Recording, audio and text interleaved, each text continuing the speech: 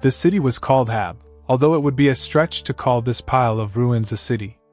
This settlement was located on a large hill under the scorching sun of the desert, surrounded on all sides by ravines, gorges, and canyons.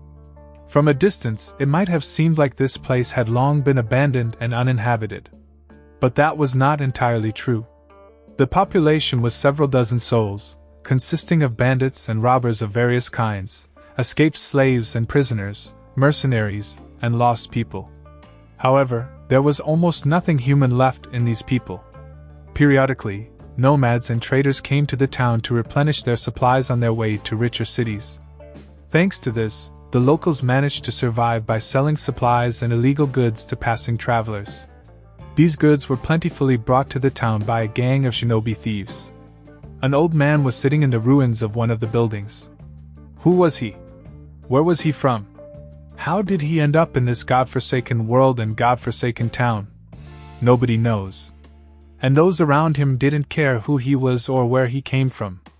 There were many other lost souls like him living there. The old man was thinking about what to do next.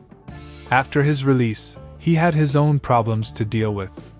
He needed to scout the situation in and around the town, talk to the locals and traders, and find out what opportunities and resources were available. In Hab, two groups were in charge, the owner of the local bar and the shinobi thieves. The locals listened to them, and it was thanks to them that they were able to eke out their miserable existence. After talking to the shinobi thieves, the old man realized that they weren't very keen on talking to unknown people. They would be happy if the old man didn't get in their way. The conversation with the tavern owner turned out to be more substantive. "I would like to earn some money," said the old man. "I can't help you with that. I don't have any work, and there's no work in this town anyway. The locals only rob, sell their comrades into slavery, and kill for a handful of coins to survive another day. That's not for me. I don't really approve of that," replied the old man. "I don't like it either. But there's no other way to survive in this place," the tavern owner said. The old man fell silent, lost in thought.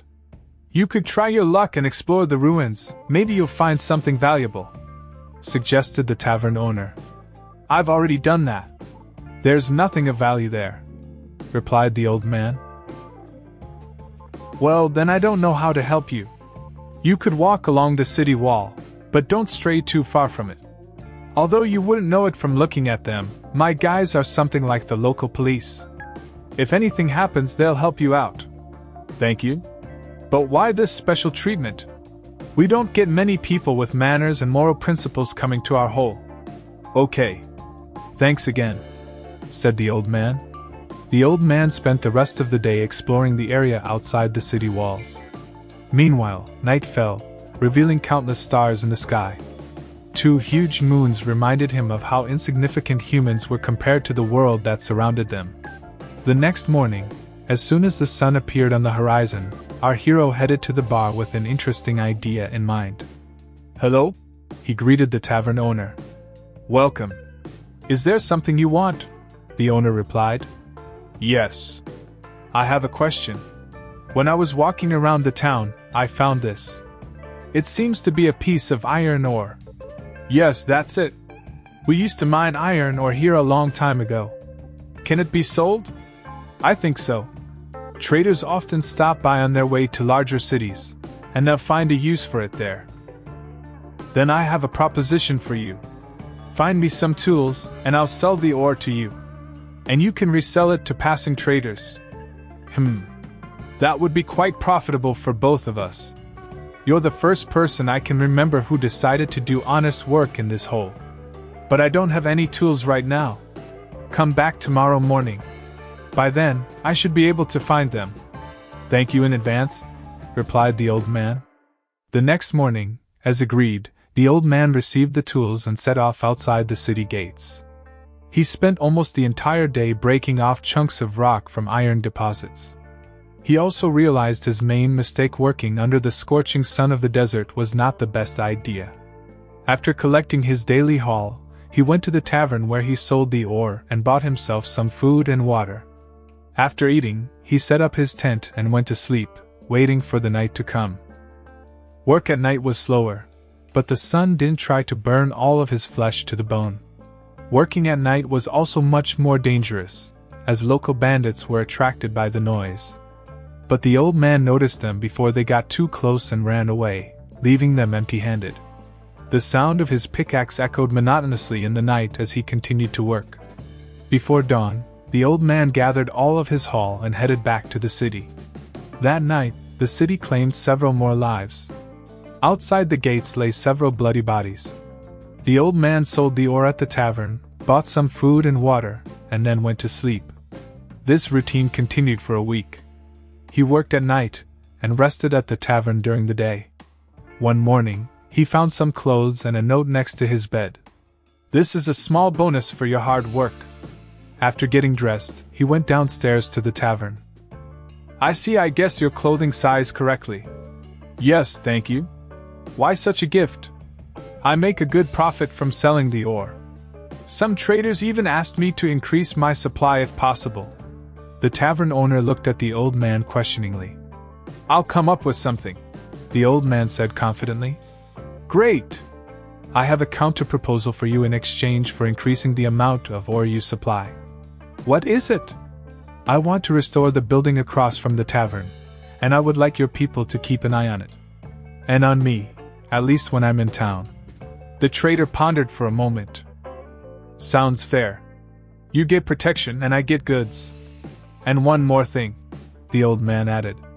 "I'll need building materials to restore the building." "I understand. Don't worry about that. I have a friend who can help with that." "Then it's a deal?" the old man asked. "It's a deal. I'm glad we came to a mutually beneficial agreement." So it went for several weeks. Returning from another night shift, the old man saw a multitude of bodies scattered around the tavern. And near the tavern lay a dead man. Judging by the fact that he was only in his underwear, it seemed that the locals had already looted his belongings.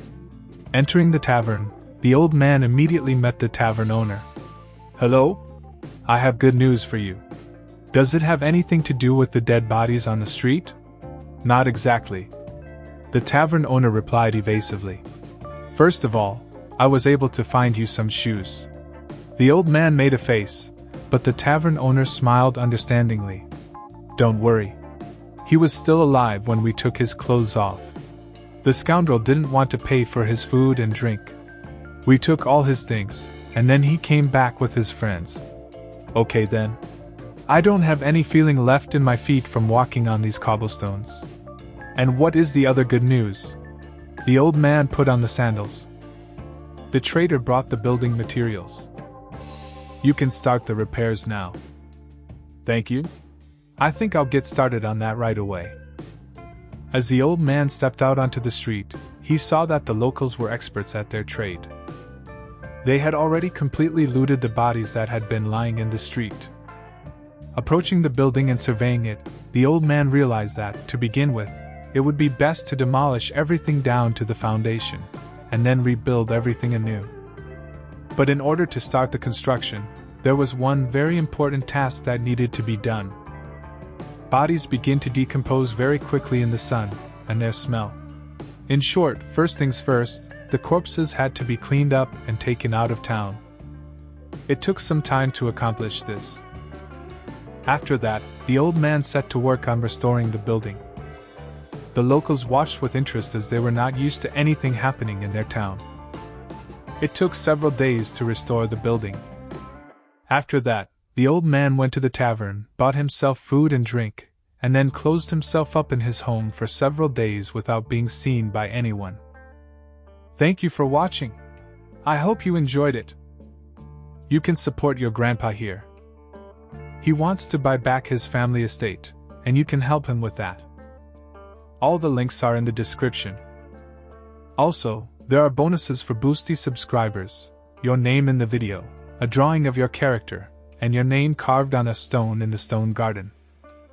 Be strong.